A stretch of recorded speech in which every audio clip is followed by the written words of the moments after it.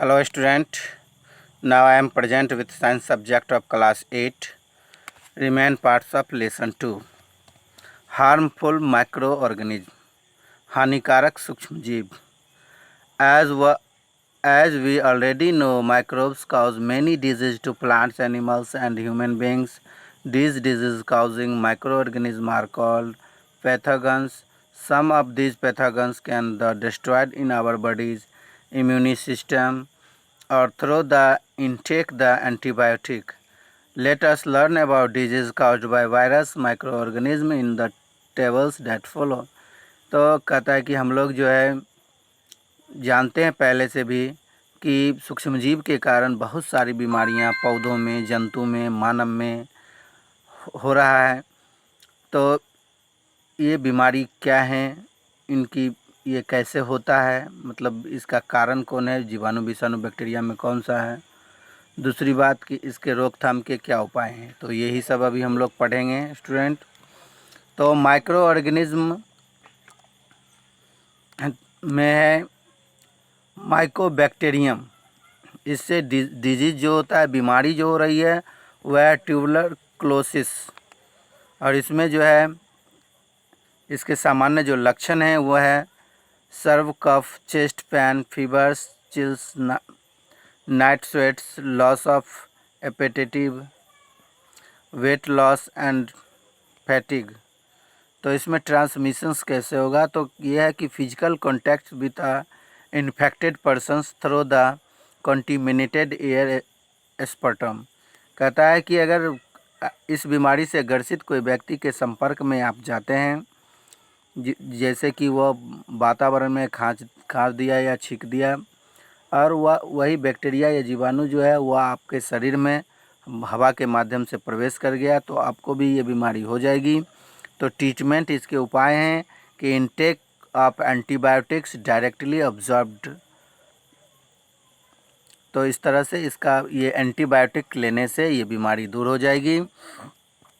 Next है विब्रो cholera.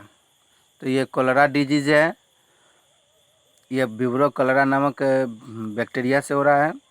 तो ये है profuse painless diarrhoea and vomiting. ये इसमें दर्द नहीं होता है, लेकिन आपको पेट खराब हो जाएगा और वोमिटिंग होगा, यानी उल्टी होगी. तो कंटिमिनेटेड फूड एंड वाटर, ये दूषित जल और भोजन करने से होता है.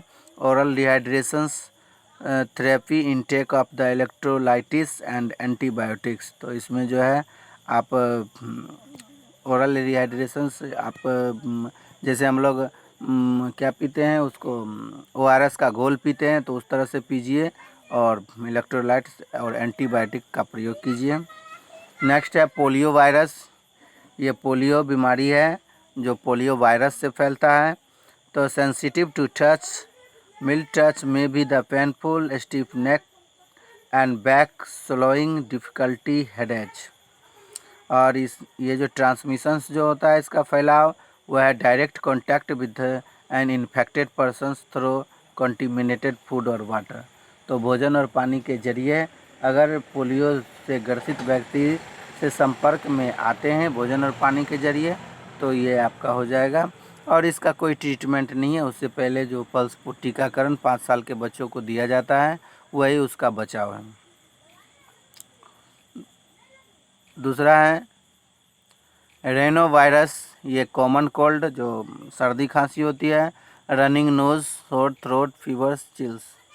तो सर्दी खांसी, बुखार का आना, ये सब है. ट्रांसमिशंस थ्रू कंटिमिनेटेड एयर, तो ये हवा के माध्यम से फैलता है.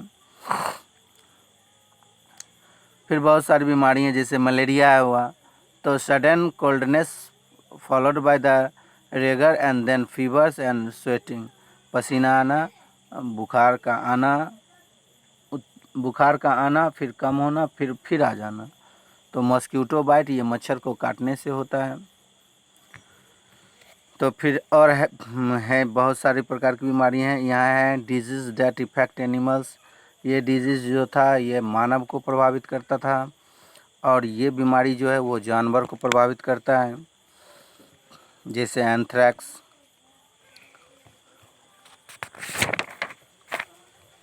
तो और कुछ ऐसी भी बीमारियां हैं जो पौधों में भी होती है। तो पौधा में होने वाला हुआ जैसे wheat rust, citrus canker, tobacco mosaic disease. ये टोबैको मोसिस डिजीज़ ये प्राय वेजिटेबल्स और फूल में होता है। और ये वेट रस्ट गेहूं में होने वाली बीमारी है।